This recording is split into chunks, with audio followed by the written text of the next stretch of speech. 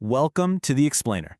Sometimes the biggest ideas come from the quietest places. Today, we're going to talk about one that literally shaped our modern world, but for decades, it was just hidden away in a drawer, totally unknown. Yeah, this is the story of this incredibly powerful mathematical concept.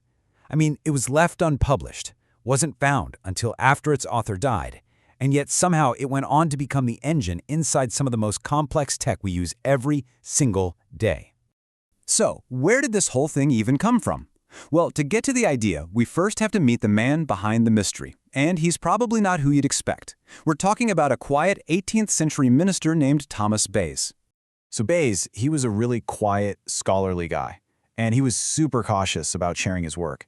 He published almost nothing while he was alive. It was only after he died that his friend, Richard Price, was going through his things, found this unpublished essay, and realized, whoa, this is important. So Price is the one who sent it off to be published. Think about that. Bayes himself had absolutely no clue what a huge impact his work would eventually have. And that's really the perfect image for this whole story, isn't it?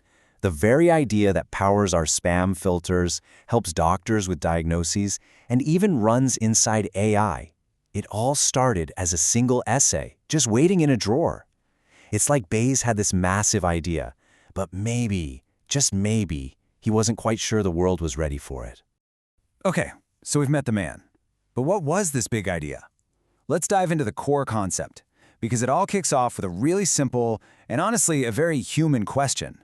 See, before you even get to any of the math, Bayes' theorem starts right here. It's not really about just odds or complicated statistics. At its heart, it's a framework, a formal way of thinking about how we, as humans, should update what we believe when we learn something new. Okay, this is where it gets really interesting, because this is why his idea was so radical. Before Bayes, probability was all about frequency. It was objective. You flip a coin 1,000 times, you count the heads, that's probability. But Bayes comes along and says, well, hold on. Probability can also be a degree of belief. It can be how confident you are that something is true. And that was a huge deal. Moving from a cold, hard number to something subjective, like belief, phew. It was so controversial that statisticians pretty much just ignored it for almost 200 years. So how does it actually work? It's beautiful, really. It's just this simple three-step process. First, you start with what you already believe, your best guess. We call that the prior. Then, something new comes along, a new piece of information. That's your evidence. And finally, the theorem gives you a way to blend those two together to form a new, updated belief. And that's called the posterior. It's basically a recipe for learning from experience. Okay, that might sound a little abstract. So let's make it super simple. Let's walk through a quick example to see this little engine in action. All right. So imagine you're planning a picnic for Saturday. Simple question. What are the chances it's going to rain? Okay, first step, your prior. Now, before you even look at a weather app, you've got a starting point, right? Just based on what you know about the season. Let's just say it rains on about 1 out of 5 Saturdays this time of year. So your starting belief, your prior, is a 20% chance of rain. Okay, but then, Friday night rolls around. You look outside, and the sky is just heavy. It's totally overcast. That, right there, is your new evidence. And now for the update, the posterior. We all kind of know intuitively that an overcast sky means rain is more likely, right? Well, Bayes' theorem just puts a number on that intuition. It takes your starting 20% guess and combines it with this new evidence about the sky. Your updated belief, your posterior, is now way higher, something like 45%. See? You've adjusted your belief based on what you just saw. And that is the engine in a nutshell. It's a cycle. Each new piece of evidence changes your belief. And then that new belief becomes your starting point for the next piece of evidence. So it's evidence comes in, belief gets updated. Lather, rinse, repeat. It's a constant process of learning. Now, I know what you're thinking. Prior, evidence, posterior. It sounds pretty basic. A picnic, some clouds. But here's the kicker. That simple little engine is the exact same logic that's running inside some of the most complex, powerful technology we use every single day. Think about it. Your email spam filter? It's constantly updating the probability that a message is junk based on the words it sees. Those big AI language models, they're just predicting the next word in a sentence by constantly updating probabilities. Even in medicine, doctors use it to update the odds of a disease based on a patient's symptoms.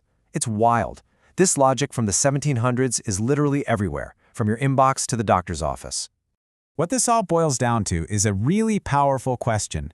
How do we work backwards from what we can see to figure out what we can't see? That's what the theorem lets us do. It gives us a formal way to reason from the effect, the evidence, back to the most likely cause. It's basically a structured way to make a really good, educated guess. Okay, so this raises a huge question, right? If this idea is so fundamental and so powerful, why in the world did it just sit on a shelf collecting dust for 200 years? Well, there were two big roadblocks. The first was, you could say, philosophical. The whole idea of belief just felt too fuzzy, too personal for real science. Scientists wanted objective frequencies, not subjective confidence. And the second problem was purely practical. The math gets really heavy, really fast. For any real-world problem, the calculations were just way too complicated to do by hand. You needed serious computing power. So think about that. Thomas Bayes wrote his theorem by candlelight. His idea was waiting for machines that wouldn't even be invented for another 250 years. The idea was ready, but the world had a lot of catching up to do. So, what's the big lesson here? What should we take away from all this? It's really that Bayesian thinking is a kind of discipline, a discipline for being intelligently flexible. It's all about this idea. Don't start from scratch every time you learn something new, but don't stay stuck in your old beliefs either. You update, but you update in proportion to what the evidence actually tells you, not too much and not too little. And this way of thinking is the perfect antidote to two really common mistakes we all make. On the one hand, you have the overreactor, the person who hears one new thing and throws out everything they thought they knew.